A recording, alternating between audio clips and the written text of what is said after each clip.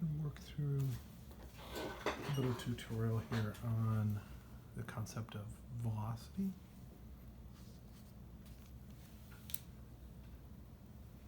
Position versus time graph at right represents the motion of an object moving in a straight line. And we want to describe the motion. So it's a plot of position in centimeters versus time in seconds. Going time interval from A to B. It's at rest. Because position is not changing. B to C.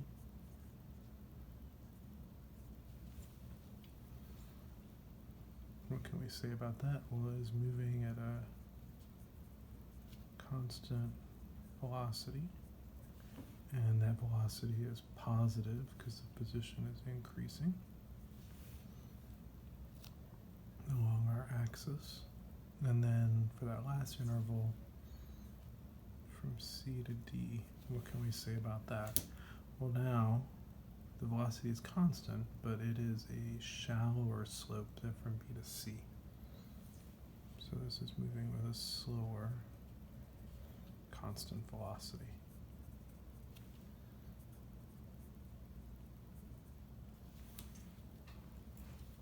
We want to find the object's instantaneous velocity at each of the following times and show your work. So instantaneous velocity means what is the slope of the line that is tangent to this plot of position versus time at those indicated times. And this all works out conveniently enough because I have 3 straight line segments. So I can find the slope of any part of this line, and that will be the slope at all of those points interior on the interval. So at a half second, I'm between A and B, 0, it's at rest. At 2 seconds, I'm going to have a slope. Change in position is going to be 8 minus 2 is going to be 6 centimeters, and I do that in 2 seconds, right? Because it's going from 3 to 1, so I'm going to have 6 over 2. It's going to give me 3 centimeters per second. And then at 4 seconds, that's in between C and D. So now the change in position is going to be 2 centimeters, and the change in time is 2 seconds.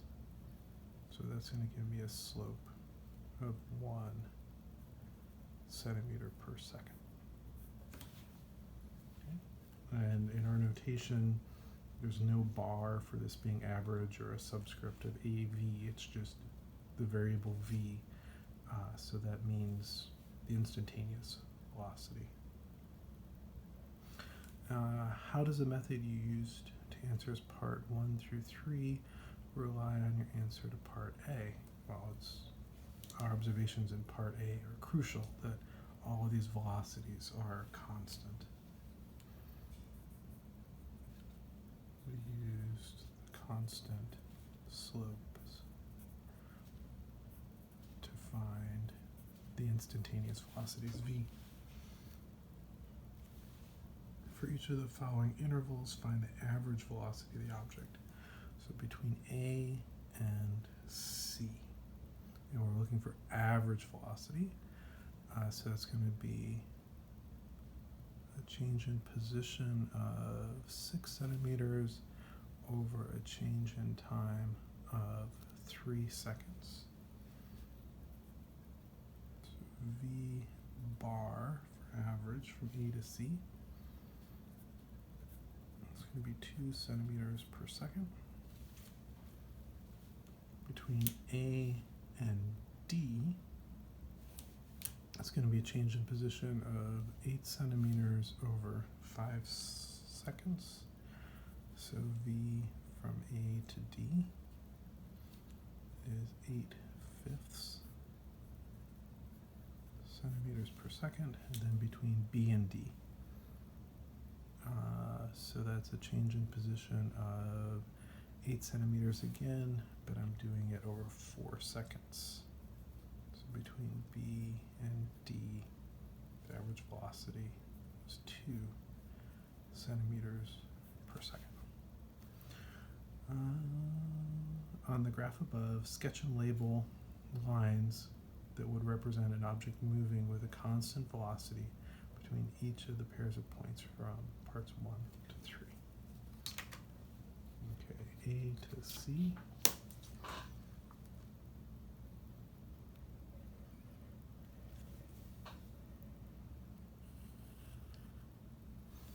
And then A to D.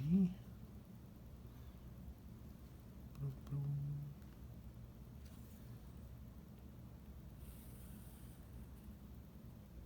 And then B to D.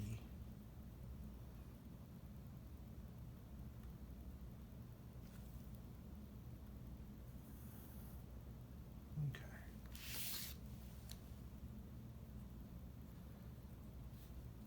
A to C, V, B to D, and that is average velocity to take you from A to D.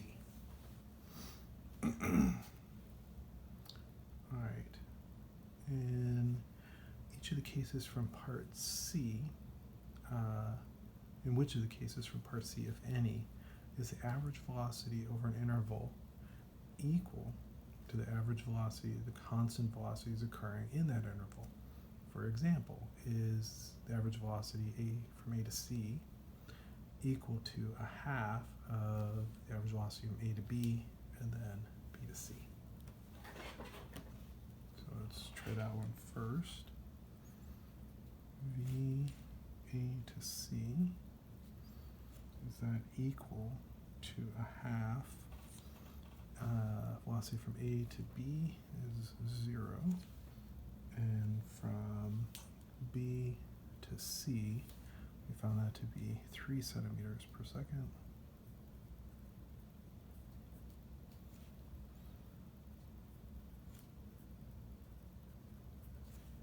So that is not true. A to D, is that equal to, there are 3, A to B, B to C, C to D. So I get the average.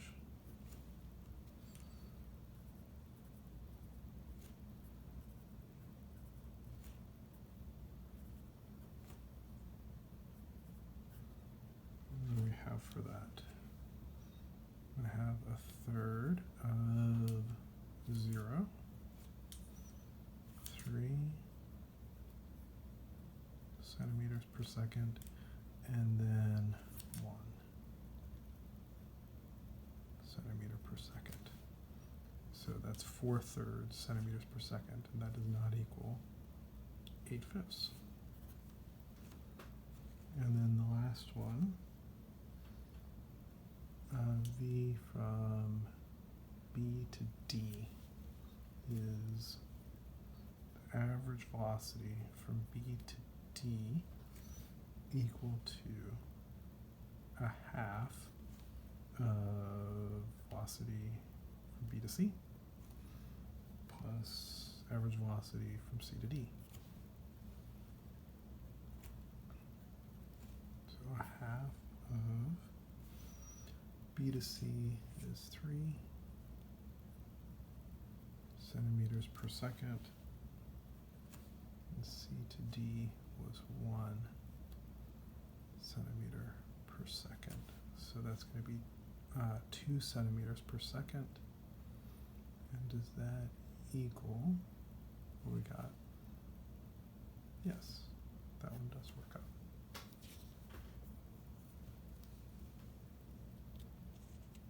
All right, mischief managed.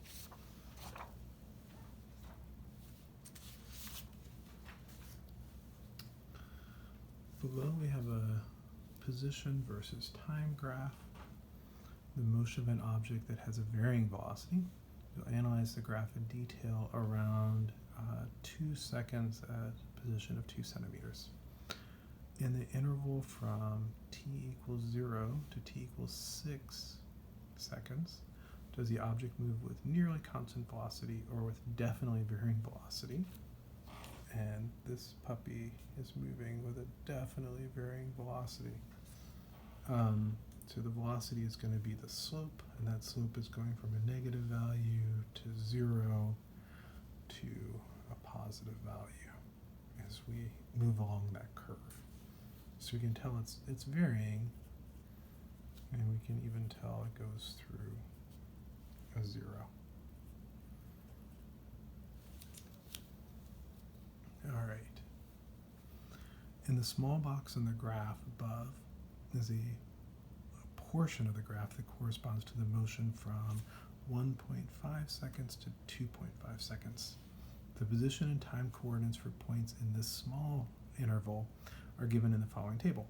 Plot these points in the graph below to obtain an expanded view of just this small interval. So we're just going to keep blowing this up and blowing this up because we want to make an observation about how this curve of position versus time is changing as we zoom in and zoom in on it.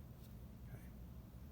It is definitely, changing curve like a parabola, but as we're going to see, if we zoom into it and get closer and closer and closer to just one point along it, the neighborhood of points along it is always going to look like a straight line because we have nice continuous functions to describe motion.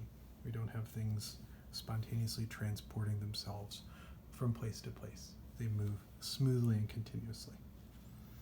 All right, so let's try to fill in these points. 3.25. I'm going to have just a little bit shy of 3. That's basically right on the line. At 1.7 seconds, it is 2.69. See if I not screw this up. 2.69 is going to be just right next to the halfway point. 2.44 for 1.8, so there's 2.4. There would be 2.5, so about halfway in between. 1.9 seconds is going to give me 2.21, so just a little bit above 2.2. And then at 2 seconds, it is bang on 2 centimeters.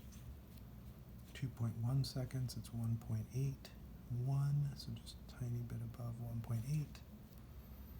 2.2 seconds, it's 1.64.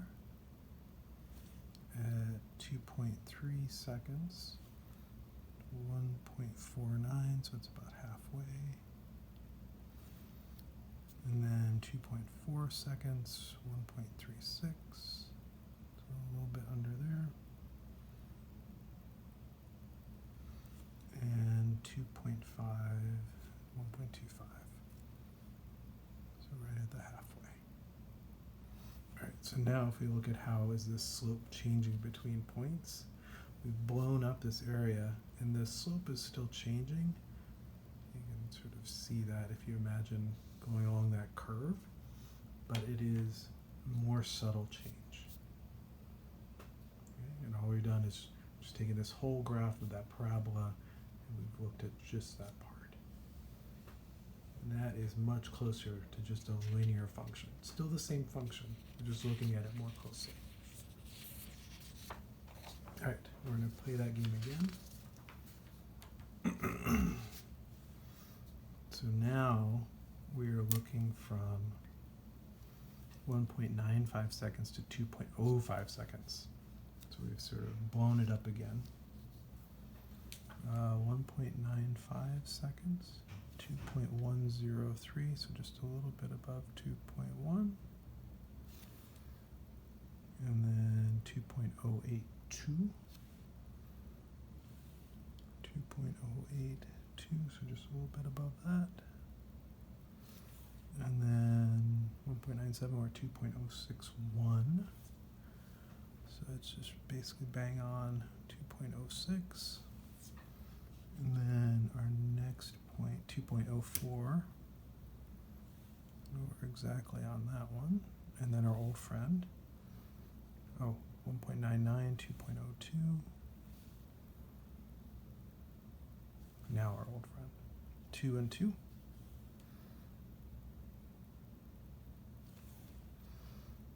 2.01 and 1.98. 2.02 and 1.96. They feel like they're pretty predictable, right?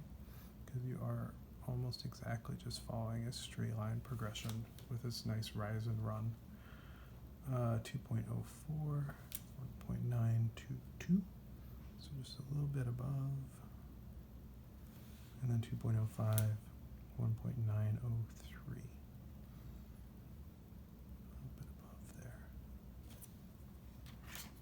Okay, so now think about how that slope is changing. For a whole set of points in there, for the precision that we had our data, they're just following right along a straight line. Still the same function, just looking at it more closely. Okay, and the motion of an object, because you can't teleport, it is continuous. If it is at one point in space-time, then at just a little bit later in time, it's going to have to be at a nearby point. All right. How can you account for the last graph being so much straighter than the first?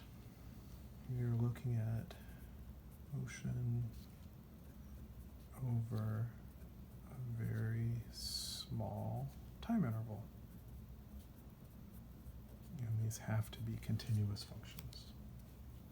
Can you tell from a very small time interval on a graph whether the motion over the whole graph has constant velocity? No, that's actually just what we've been talking about. The slope is actually changing for this set of points, even though they look like they're falling very close to just a straight line. And then just to emphasize, if the slope were exactly constant, then all these points would be on one straight line. Find the average velocity over the small time interval from 1.95 to 2.05 seconds. Show your work and explain your reasoning. So I'm looking at an average velocity v bar from our data. I have a 1.903 centimeters minus 2.103 centimeters. And I've got 2.05 seconds for the last time and 1.95 seconds for the starting time for that interval. Minus 2 centimeters per second. And how does this average velocity compare to the instantaneous velocity at 2 seconds? Well, it is spot on, right? If we are going to measure the slope in the neighborhood of this point, we're going to get exactly that minus 2 centimeters per second. We have essentially come in close enough in our zooming in on this motion to get agreement between the average velocity and the instantaneous velocity in the neighborhood of points around 2 centimeters and 2 seconds.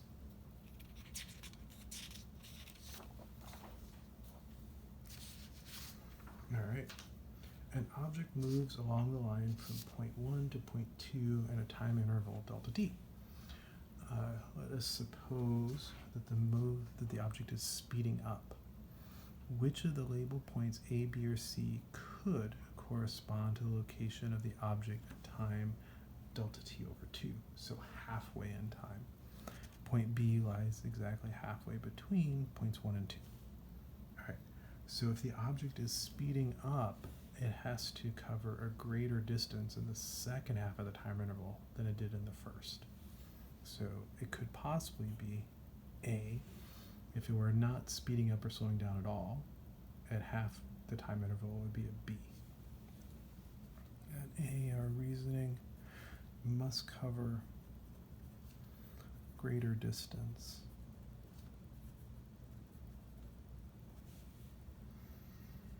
later if it is speeding up.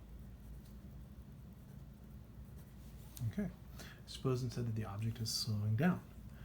Which of the labeled points A, B, or C could correspond to the location of the object at a time delta t over 2? Explain. Well, if it's slowing down, it has to cover a greater distance in the first half of the time interval and a smaller distance in the second half. So it could only be C. A is clear out wrong, and B is the limiting case. It was neither speeding up nor slowing down. So it's C must cover less distance later if slowing down. Okay. Most cars have a speedometer, an odometer, and a clock. Being fancy, could call that a chronometer. So they're all meters. Describe how you could use these devices to determine the instantaneous speed of the car. If I want the instantaneous speed, I'm going to read the speedometer. That is, at that instant, how fast is the car moving? If I want to determine the average speed of the car, I'm going to use the odometer together with the chronometer, or the clock. Measure some distance.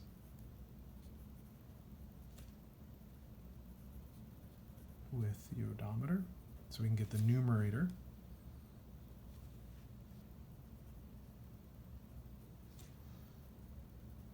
Measure the time interval to move that distance with the clock, or the chronometer, and then take the ratio to measure the average velocity, v. So remember, instantaneous velocity, instantaneous speed, this should just be the variable v, no bar, and in one dimension, so I didn't make it a vector. Average velocity, I have a bar over it in this notation. Another way that you can write this is with the variable v with av as a subscript after it, or avg for average.